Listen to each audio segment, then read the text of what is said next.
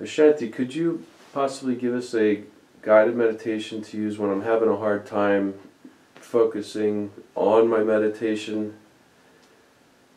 Yes. First thing is, one has to be regular in meditating. It is a discipline. By doing it regularly, you cut a groove. So first thing is sitting itself. At a regular time, body gets disciplined to sit quietly. Even if it's restless, if you are taming it, it will follow. Just like animals are tamed. They stay in the cage, they get used to it.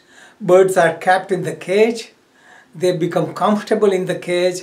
After a while, you open the cage, birds won't fly away.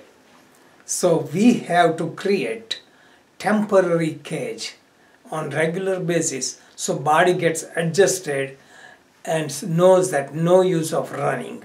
Senses and mind, no use of running because nothing can be accomplished. Then focus on the breath. The mind is restless, so to bring it in focus, just focus on the breath. Just observe the breath and just flow with it. Restless mind is nothing but mind is born when it pays attention to the thoughts.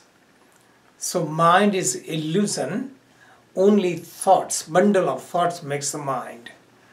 When you get involved and then you interpret it, you judge it, you think in the future, you are producing intellect.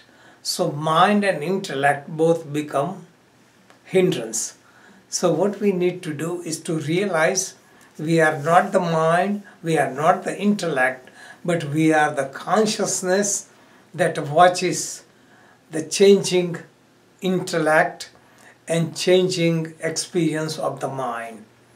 So we have to be an outsider to observe mind and intellect. For that, we do nothing just for several minutes every day, say 10 minutes or 15 minutes every day at the same time, and if possible twice a day. Sit and observe. Observe the breath. So you are the observer. Breath is flowing. You are observer, you are not the controller, you are not controlling the breathing, you are simply observing. So the breathing becomes regular, irregular, fast, slow. Whatever happens, you simply observe. So you learn to be awareness, you learn to be a witness, you learn to be a consciousness.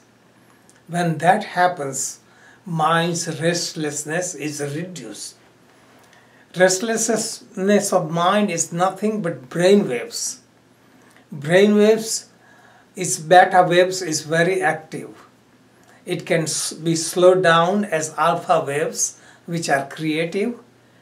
It can be still slowed down as theta waves or still slower as delta waves. That means as you slow down the mind's activity, we are going to the source. And the source of everything is consciousness. And the source of consciousness is Atman, or our true self, deep within the heart.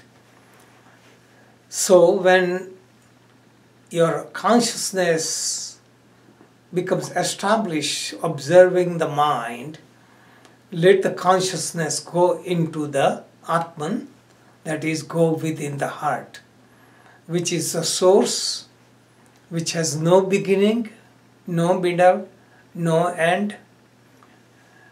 It is never born, it never dies, it doesn't feel pleasure, it doesn't feel pain. It is beyond all concepts, beyond mind, beyond thoughts, beyond time and space. and we stay in that state. This is the natural state. State of our being as Atman is a substratum of everything, because from Atman comes consciousness, from consciousness into intellect, intellect into the mind, mind into the senses, senses into the body, body into the world of material things, people, and attachment. So the whole process is withdrawing. Just imagine when power goes out, then it goes to the real source. Same way, when power goes out, withdraw the power from the world, from the body, from the senses, from the mind, emotions, intellect, consciousness into Atman and experience bliss. And you stay there experiencing the bliss. But bliss has no boundaries. So feel the bliss has no boundaries. So it expands from heart centers throughout the body into the space until it becomes universal, where mind cannot expand anymore. Inside and outside becomes one, zero becomes infinity. And maintain that state as long as you can on a regular basis, twice a day if you can, and without success or failure, keep up before you get tamed. Tame the mind like animals are tamed.